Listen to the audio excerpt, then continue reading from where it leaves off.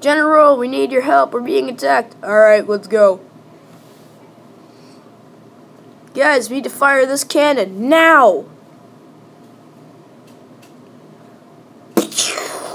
We missed. I'm attacking, boys. Oh, you see that shot? Advancing across the bridge. I'm hit. Fire this cannon again, then we need to get out of here. You missed again! Run! Leave!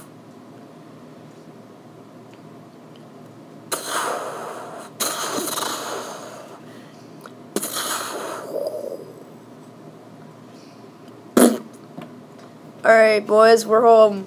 Alright, we're finally home. Traitors!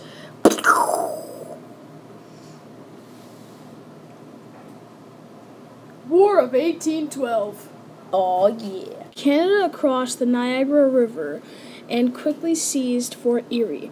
Numbering more than 3,500, his army of regulars, militaire, and Aboriginal allies advanced north along the river against strong rear-guard fighting by the British.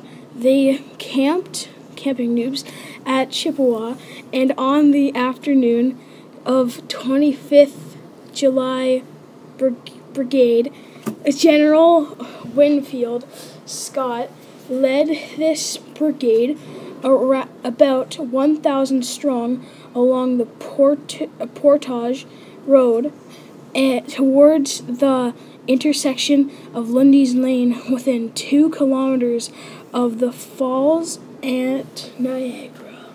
The British, not knowing Brown's intentions or exact position, also advanced up the Portage Road, where they set up guns on the high ground of Lundy's Lane. They were flanked by regulars, Canadian militia, and Aboriginal allies. Under John Norton, upon seeing the British forces, Scott halted within range of the British guns, which began to inflict casualties among the Americans. Thus, shortly after 7 p.m., began the bloodiest land battle of the War of 1812.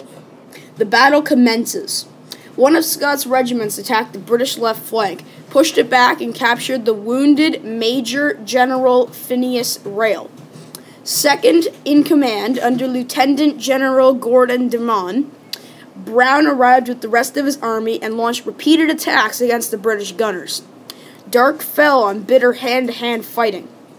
Around the position of the guns, regulars of both sides fought with bayonets and fired their muskets at such close range that the muzzle blasts crossed each other. In the flash of exploding powder, they could see their opponents' distorted faces.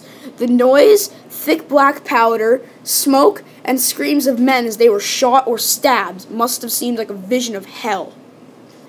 The commanding generals on both sides were wounded. Brown and Scott were so severely that they had to withdraw the battle. The Americans captured the British guns, but failed to take any of them away. About midnight, the exhausted troops withdrew southward to Chippewa. The British troops, Canadian militia, and Aboriginal warriors slept on or near the battlefield until morning. During the night, they could actually hear the groans of the wounded and their pleas for water. In daylight, they could see the battlefield littered with dead and dying men of both armies. Almost 900 were killed, wounded, and missing on each side. Lundy's Lane was one of the most important battles of the war, for it stopped the American advance into Upper Canada. The Americans withdrew to Fort Erie. General Dumont followed and began the siege of the fort. The end of the final invasion of the province. Thank you for watching our presentation. Josh helped a lot but did not want to be shown.